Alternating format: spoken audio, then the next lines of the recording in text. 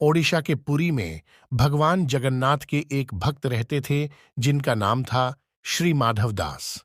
श्री माधव यहाँ अकेले ही रहते थे और उन्हें संसार से कोई लेना देना नहीं था।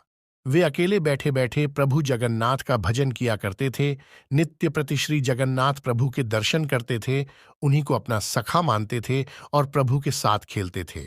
इतना ही नहीं, प्रभु भी अपने परम भक्त श्री माधव के साथ अनेक लीलाएं किया करते थे। भक्त माधव दास जी अपनी मस्ती में मग्न रहते थे। एक बार माधव दास जी को अतिसार उल्टी दस्त से पीड़ित हो गए थे। वे इस रोग के कारण बहुत दुर्बल हो गए थे। वे उठने बैठने के लिए भी समर्थ नहीं थे। हालांकि अपनी क्षमता के अनुसार वे अपने सभी कार्य स्वयं ही करते थे और किसी भी अन्य व्यक्ति से मदद नहीं लेते थे। कोई कहे, महाराज जी हम आपकी सेवा कर दें, तो वे कहते थे कि नहीं, मेरे तो एक जगन्नाथ ही हैं, वही मेरी रक्षा करेंगे। ऐसी दशा में जब उनका रोग बिया एच गया तो वे उठने बैठने में पूरी तरह से असमर्थ हो गए। तब श्री जगन्नाथ जी स्वयं सेवक बनकर इनके घर पहुंचे और माधव दास जी को कहा कि हम आपकी सेवा कर दें। उनका रोग इतना बियाच गया था कि उन्हें पता भी नहीं चलता था कि वे कब मलमूत्र त्याग देते थे, जिसकी वजह से उनके वस्त्र गंदे हो जाते थे। उन वस्त्रों को भगवान जगन्नाथ स्वयं अपने हाथों से साफ करते थे। इतना ही नहीं, प्रभु उनके पूरे शरीर को भी साफ करते थे। जब माधवदास जी को होश आया तब उन्होंने तुरंत पहचान लिया कि यह तो मेरे प्रभु ही हैं।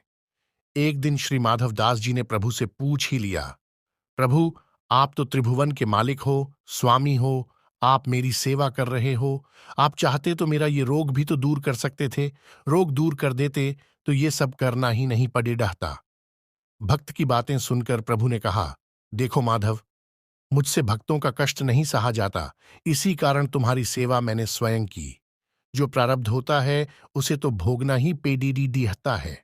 अगर उसे काटोगे तो इस जन्म में नहीं, लेकिन उसे भोगने के लिए फिर तुम्हें अगला जन्म लेना पड़ेगा, और मैं नहीं चाहता कि मेरे भक्त को जरा से प्रारब्ध के कारण फिर अगला जन्म लेना पड़े।